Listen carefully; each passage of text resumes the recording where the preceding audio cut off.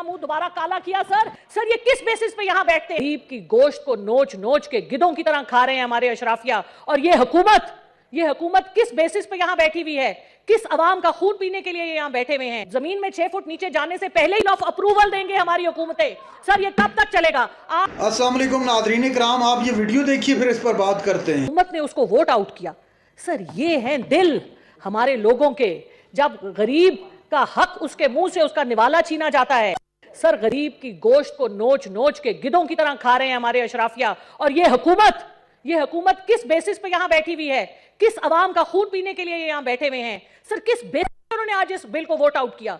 Sir ये दिखाता है इनका असली चेहरा, वो स्याह दिल, इनके स्याह दामन बिल को वोट आउट किया गया है। सर बात सुनने की देखिए, बात सुनने का हौसला बुलंद कीजिए। देखिए मैं जातियात पे बात नहीं करूंगी।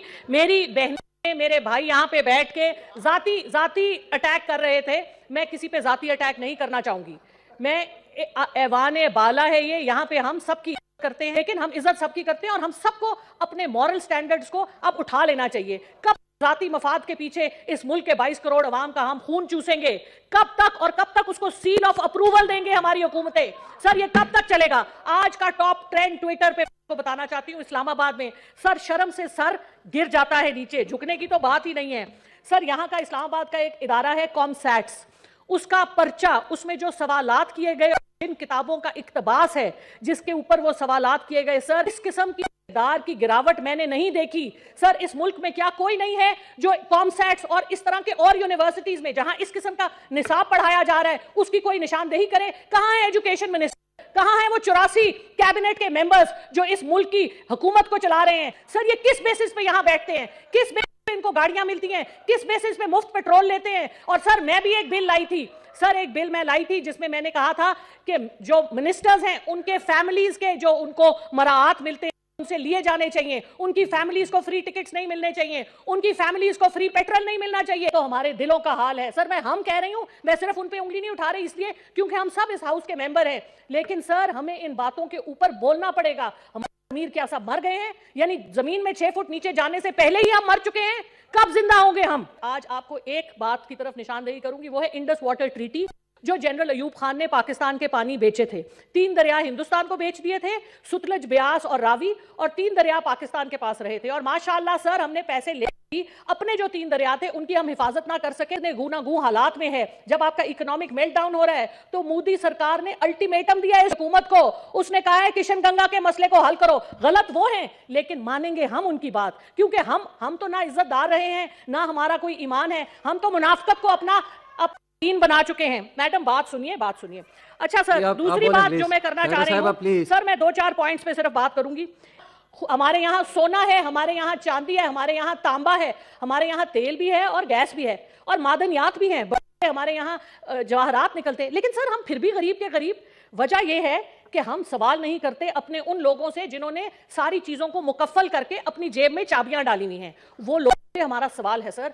उनसे सवाल यह है कि अभी फीफा जो वर्ल्ड कप हुआ है कतर में, उसमें सुना है कि सिक्योरिटी और बॉल हमारी तरफ से गए थे। बॉल तो प्राइवेटली गए होंगे, तो सिक्योरिटी पाकिस्तान सिक्योरिटी जो इदारे हैं उन्होंने दी। तो सर सुना हमने ये, हो सकता है मेरी इंफॉर्मेशन गलत हो, कि $2 अरब मिले।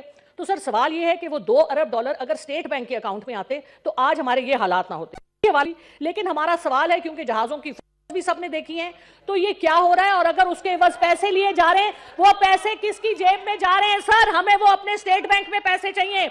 और हमारी फॉरेन पॉलिसी क्या है? सब्र करें। अच्छा आप अगर आपने बोलना है तो मैं आपको मौका दूंगी, आपसे सवाल आखिर में करूंगी। अब सर एक सवाल मेरा ये भी है कि जो इन्होंने अभी इंसान सोच जो ये लेके आए हैं, मैक्सी बजट, जो काला बजट ये लेके आए हैं, इन्होंने कोक, पेप्सी जो हमारे मशरूबात हैं उन पे कितना टैक्स लगाया?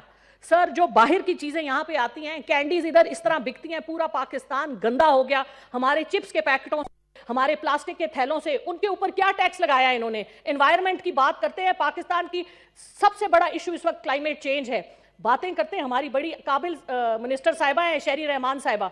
भी मेरा सवाल है कि कितने आपने टैक्स लेके आए, क्या कदगन आपने लगाई? जो पाकिस्तान के सवात से लेकर साफ सुथरा खूबसूरत माहौल था, वहां से लेकर लाहौर के नालों तक हर तरफ प्लास्टिक कैंडी के पैकेट, चिप्स के पैकेट, और हर हमारा लगता है कौमी फरीजा है गंद मचाना, और फिर हम कहते हैं कॉर्पोरेशन के लोग आके सफाई करेंगे। तो सर ये नहीं सर, अभी मुझे 2 मिनट आप देंगे, आपकी बड़ी मेहरबानी सर। आखिर में मैं फौज को सलाम करना चाहती हूँ सर, हमारे शहीद, हमारे गाजी सर, फौज के जो लोग हैं, हमारे कप्तान, हमारे मेजर, हमारे कर्नल और जितनी हमारी सिपाही हैं सर, वो पाकिस्तान का दिफा करते हैं।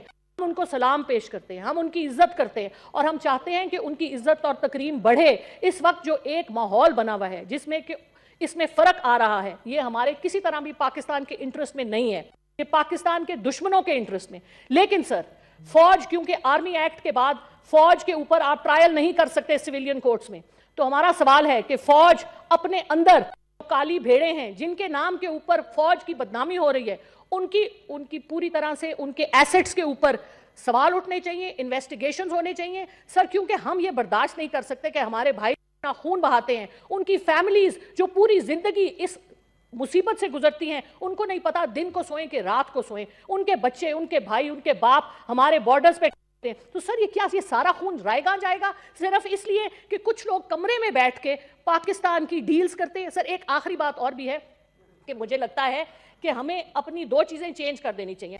इस वक्त जो नेशनल प्रोफेशन है सर, वो ठेकेदारी है। हमें पाकिस्तान को जिस तरह मारखोर है ना हमारा नेशनल सिंबल, इस तरह हमें ठेकेदारी को पाकिस्तान का नेशनल प्रोफेशन एक्सेप्ट करना चाहिए, क्योंकि हर लेवल पे हम ठेकेदारी करते हैं, हम बेचते हैं सर जो हमारे नीचे के लोग हैं। और सर एक आखिरी बात सर, आखिरी बात सर, आपकी बड़ी मेहरबानी, मौका मुझे देते नहीं है, बड़ी मुश्किल से मौका मिला है सर। आखिरी बात यह है, सिंध का हिसाब दे दें, 15 साल हो गए, सिंध का सवाल का जवाब दे दें। सिंध में क्या हो रहा है सर, रो रहे हैं लोग, फ्लड्स के ऊपर पैसे भी ले रहे हैं, टर्की को हमने वापस दे दिए सर, हमें चीजें भेजी थी, हम इतने इज्जतदार हैं कि हमने उन्हीं को दोबारा से रैप करके टर्की को भेज दिया, अपना मुंह दोबारा काला किया सर। तो सिंध का हिसाब दें, सिंध में क्या कर रहे हैं लोग, बिलक रहे हैं सर, और ये अपनी सियासत से नहीं आते। बिलावल भुट्टो जरदारी 2 अरब के ट्रिप्स ले चुके हैं दुनिया के इर्द गिर्द, और सवाए अपनी नौकरी पक्की करने के अलावा उन्होंने क्या किया सर, हमें बताएं। पाकिस्तान का क्या बहुत तकलीफ में है सर अवाम इस वक्त। सर आखिर में एक शेर पढ़ लेने दें,